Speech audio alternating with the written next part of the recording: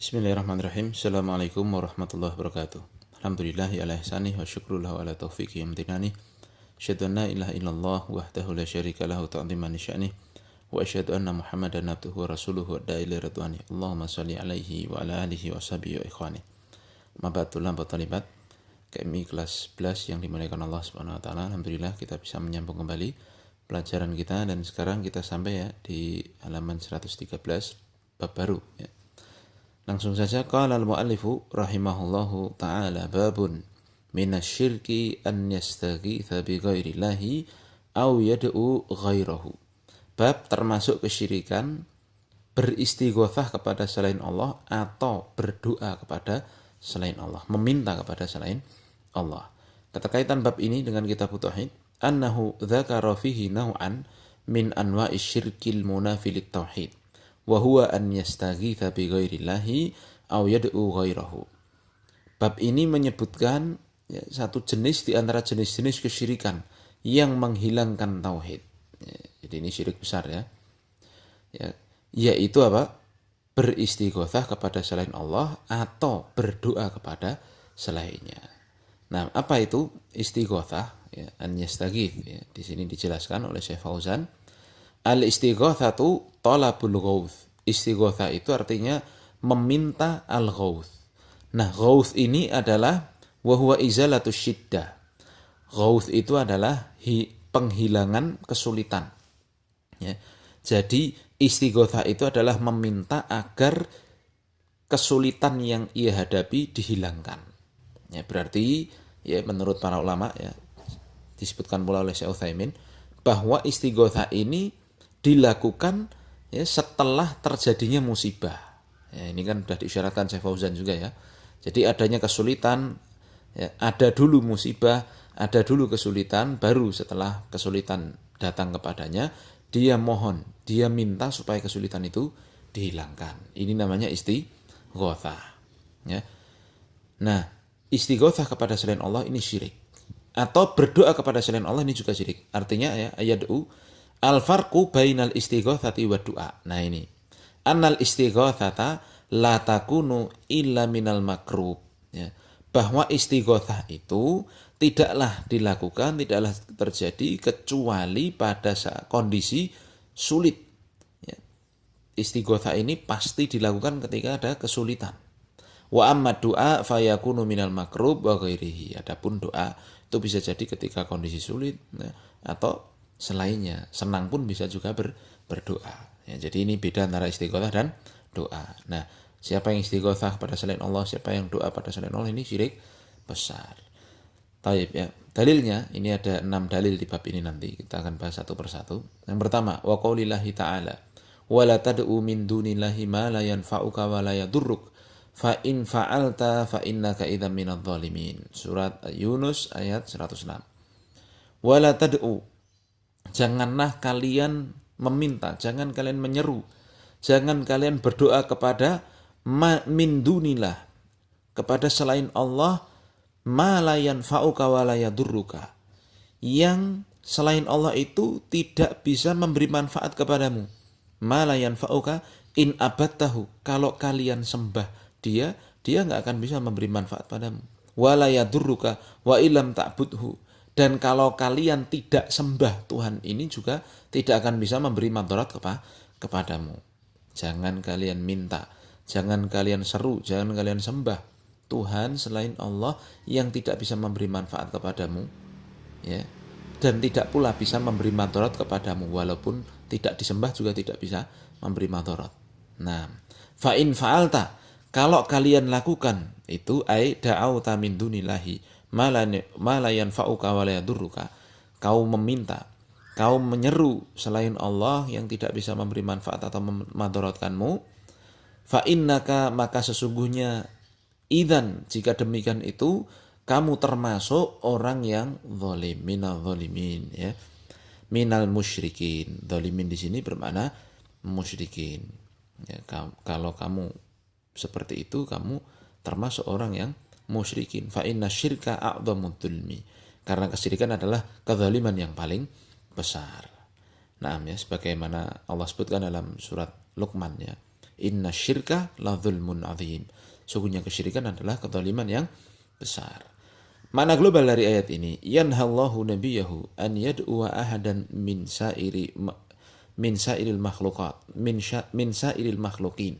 Ya. Allah Subhanahu wa taala melarang nabinya untuk menyeru siapapun dari kalangan makhluknya, al-ajizina an isalin naf'i au daf'id dur, yang mana siapapun itu makhluk, ya, mereka itu tidak mampu untuk memberikan manfaat atau mencegah bahaya.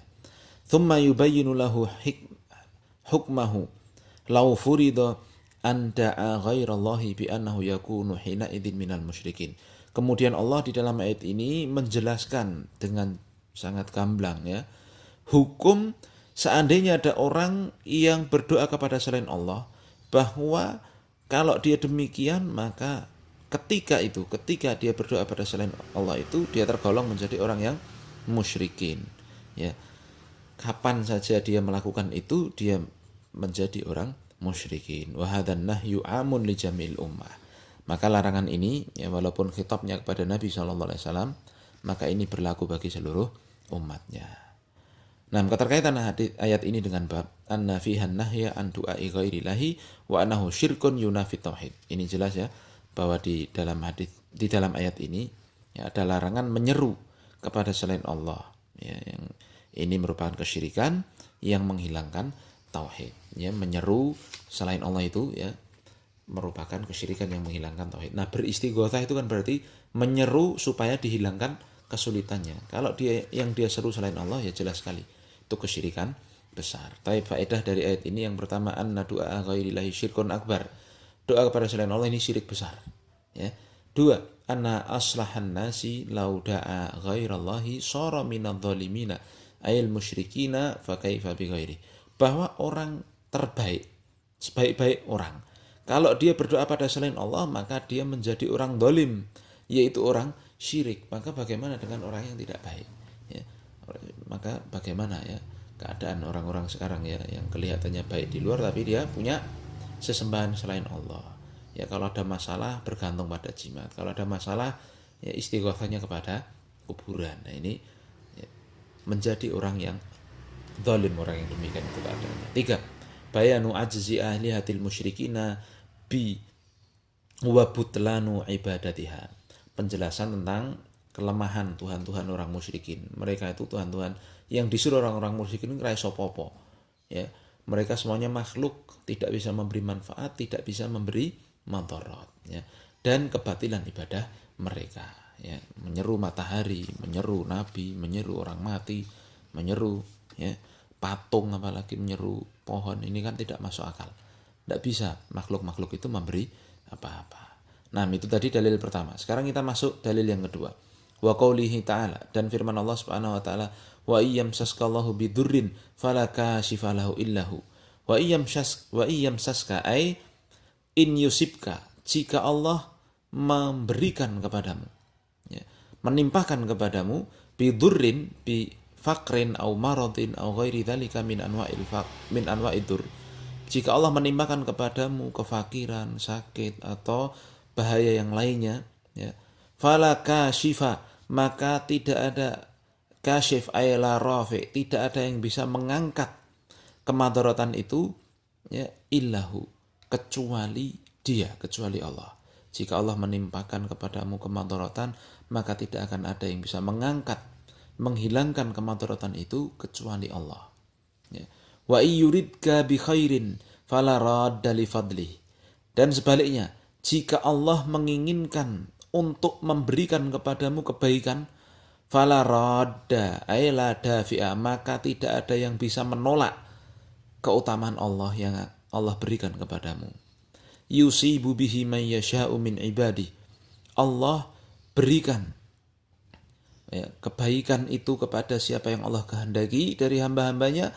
Wa huwal ghafurur rahim, dan dialah Allah yang maha pengampun lagi maha penyayang. Mana global dari ayat ini?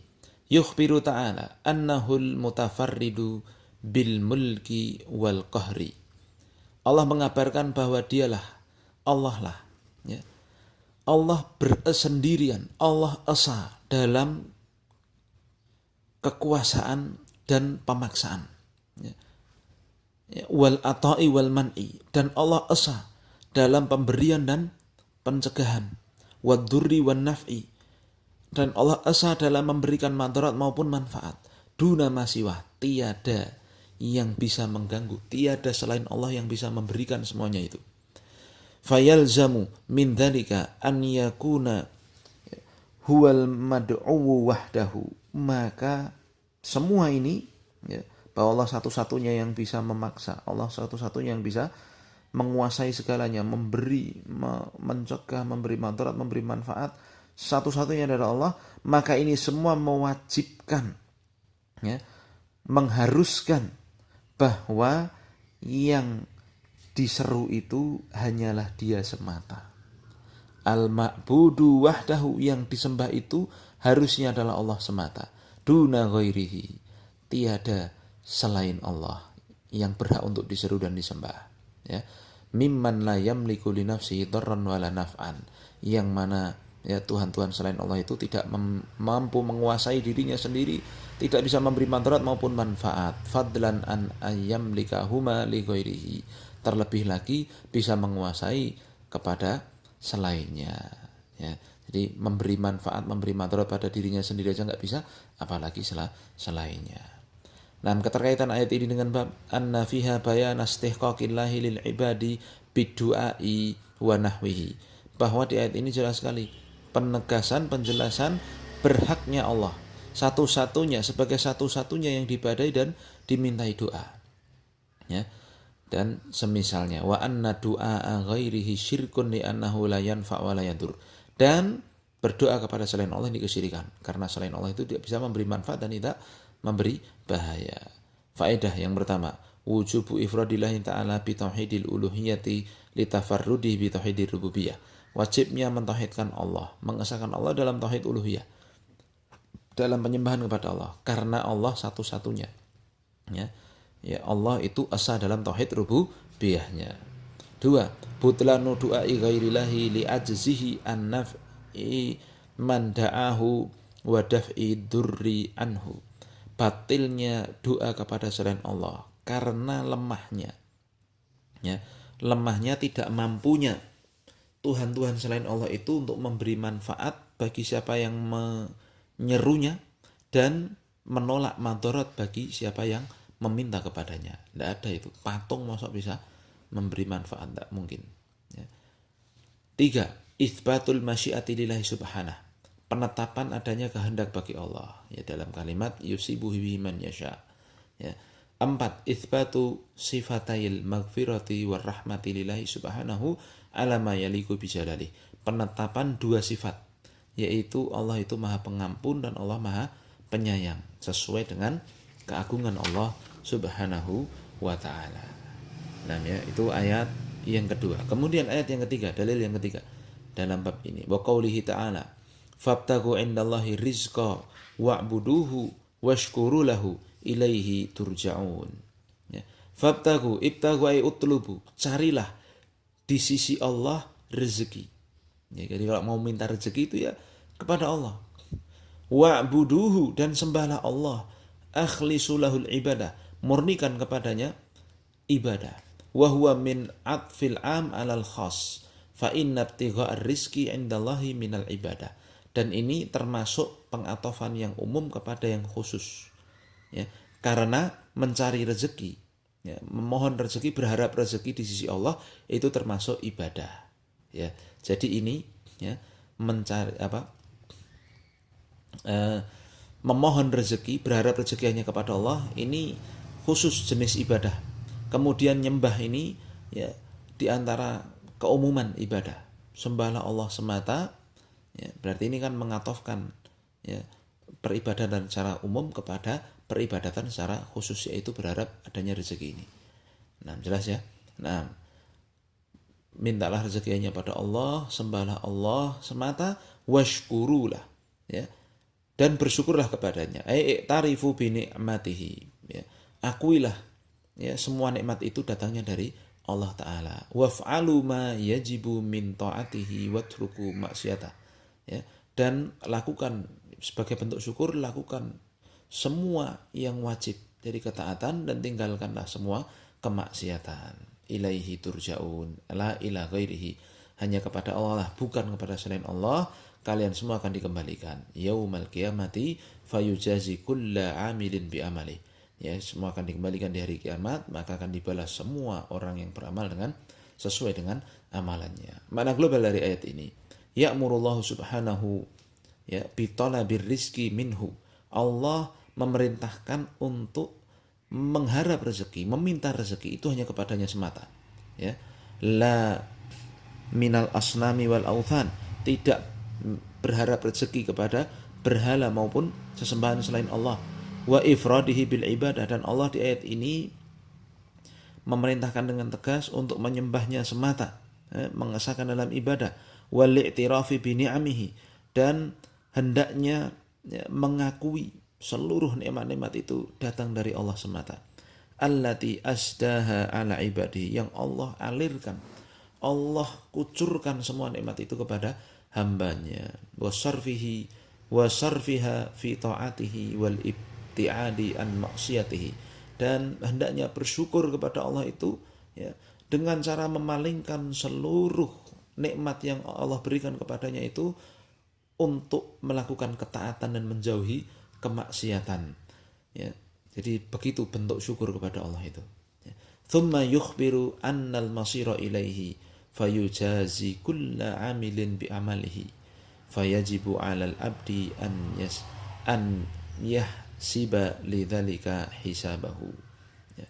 Dan kemudian di akhirnya Allah Subhanahu wa taala mengabarkan bahwa tempat kembali semua makhluk itu adalah kepadanya semata.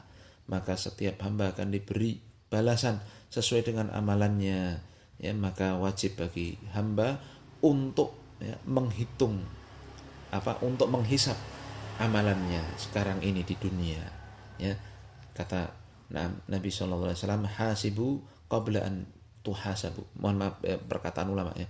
Hasibu qabla an tuhasab. Ya. Hisaplah diri kalian sebelum kalian dihisap kelak. Ya, maka kita timbang ini ya, kita lihat seberapa jauh kita minta rezeki pada Allah, seberapa jauh ibadah kita ini ikhlasannya untuk Allah, seberapa jauh kesyukuran kita pada Allah. Mari kita timbang, kita lihat ya. Nah, keterkaitan hadis ayat ini dengan bab anna fiha wujuba ifradillahi bid-du'a wal ibadati ya warraddi 'alal musyrikin alladziina ya'buduna ghairah. Bahwa dalam ayat ini ada pengewajiban untuk mengesahkan Allah dalam doa dan ibadah, dan sekaligus bantahan bagi orang musyrikin yang mereka itu menyembah selain Allah. Mereka mengharap rezeki pada selain Allah. Mereka mengharap rezeki pada Nyi Roro Kidul. Mereka mengharap rezeki pada letongnya Kiai Slamet. Waliyadzubillah. Ya, itulah perbuatan-perbuatan kesyirikan. Itu dilarang. Jelas sekali ya. Faedah dari ayat ini yang pertama, wujubu du'a illahi wahdahu wa talabir rizki minhu. Wajibnya berdoa pada Allah semata, dan meminta rezeki itu wajib hanya kepada Allah semata. Dua, wujubu ifradillahi bijami anwa'il ibadah. Wajibnya mengesahkan Allah dalam seluruh perkara ibadah, termasuk minta rezeki, ini ibadah ini. Ya.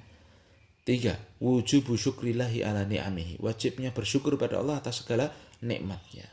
Keempat, itsbatul ba'thi wal jaza. Penetapan adanya ya, ba'th, ya, pembangkitan dan pembalasan. Yang terakhir, annahu la yunafi baina talabir rizki wal iktisabi wa ibadatillahi wa annal islama fihi khairud dini wad dunya. Bahwa ya, la tunafi baina talabir rizki wal iktisab. Tidaklah dinafikan antara meminta rezeki dan berusaha dan juga ibadah kepada Allah. Ya. Karena Islam itu ya adalah kebaikan di dunia dan di akhirat. Maksudnya begini, ya, meminta rezeki itu kan hanya kepada Allah. Usaha dan ibadah itu juga hendaknya ia lakukan. Ya, jangan sampai orang itu hanya usaha saja tapi lalai menggantungkan rezeki itu yang memberi Allah.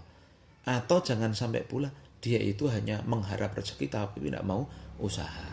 Ya, jadi Islam itu mengandung kebaikan dunia dan akhirat. Ya, jadi harus pas begitu ya dalam menundukkan satu permasalahan. Nah, ya, minta rezeki plus usaha ya dilakukan karena Allah Subhanahu wa taala. Demikian yang kita bisa bahas. Insyaallah kita lanjutkan pada kesempatan berikutnya. Subhanakallahumma bihamdika asyhadu an la ilaha illa anta astaghfiruka wa atubu ilaik. Assalamualaikum warahmatullahi wabarakatuh. Tugasnya ya dihafalkan ya, semua dalil-dalilnya. Assalamualaikum warahmatullahi wabarakatuh.